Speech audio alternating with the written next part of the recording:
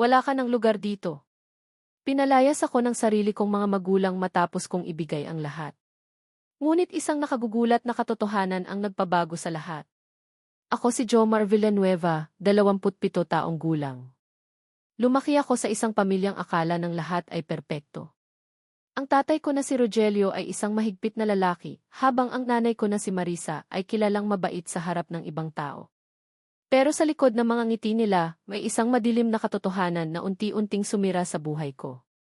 Ito ang kwento kung paano ako naging biktima ng sarili kong pamilya at kung paano ko natuklasan ang isang lihim na hindi ko kailanman inasahan.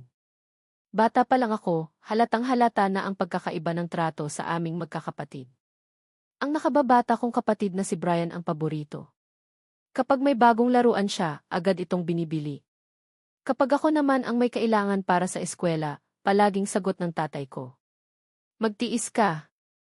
Hindi naman kailangan iyan. Minsan, umuwi akong may medalya mula sa isang patimpalak. Masaya akong ipinakita iyon sa kanila. Ngunit malamig lamang ang naging tugon ng nanay ko. Okay lang yan. Mas importante ang grades ng kapatid mo. Parang may kutsilyong tumarak sa puso ko. Pero tiniis ko. Pagkatapos kong makapagtapos, agad akong nagtrabaho. Araw at gabi akong nagsumikap.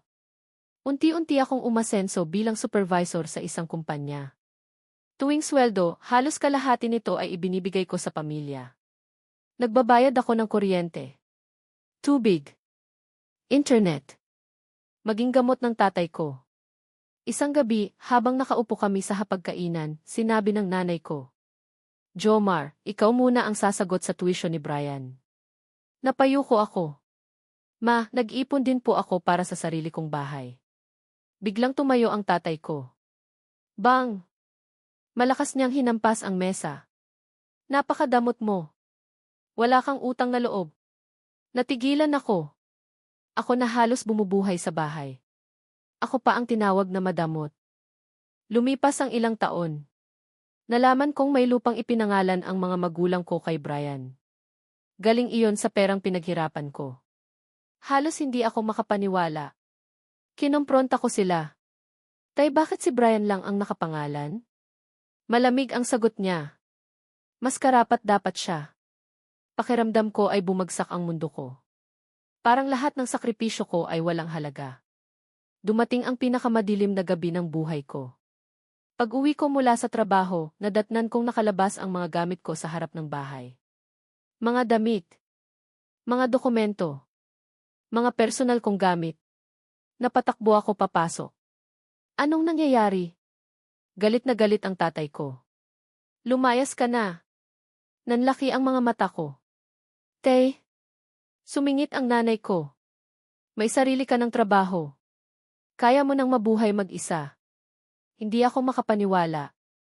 Matapos ang lahat ng ibinigay ko. Pinapaalis nila ako. Humagulgol ako. Pamilya niyo ako. Ngunit ang sagot nila ay mas masakit pa sa sampal. Hindi ka na namin kailangan. Habang nag-iimpake ako ng natitirang gamit, lumapit ang matandang kapitbahay naming si Aling Fe. Namumutla siya. Jomar, may kailangan akong sabihin. Kinabahan ako. Tahimik niyang iniabot ang isang lumang sobre. Nanginginig ang mga kamay ko habang binubuksan iyon. Sa loob ay mga lumang dokumento. Birth certificate. Hospital records. At isang liham. Nabasa ko ang mga salita. Si Jomar ay anak ng kapatid ni Marisa. Inampon namin siya noong siya ay sanggol pa lamang. Parang tumigil ang mundo. Hindi ako tunay na anak. Inampon lamang pala ako. Bigla kong naunawaan kung bakit iba ang trato nila sa akin buong buhay ko. Kinabukasan, bumalik ako sa bahay. Hawak ko ang mga dokumento. Pagpasok ko, nanlaki ang mga mata nila. Totoo ba ito? Tahimik sila. Muli kong itinaas ang boses. Sabihin niyo ang totoo. Umiyak ang nanay ko. Habang ang tatay ko ay napaupo. Pagkatapos ng ilang minutong katahimikan, umamin sila. Isang salita. Isang salitang sumira sa lahat.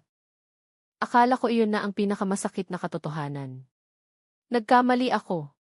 May isa pa palang lihim. Lumapit si Aling Fee makalipas ang ilang araw. May dala siyang isa pang dokumento. Natuklasan kong may malaking mana pala na iniwan ang tunay kong mga magulang para sa akin.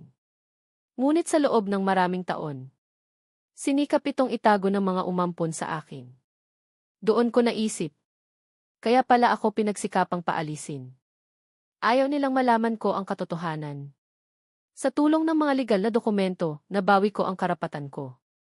Hindi man ito nabura ang sakit na dinanas ko, nagkaroon ako ng pagkakataong magsimula muli. Nakabili ako ng sarili kong bahay. Nakapagpatayo ng maliit na negosyo.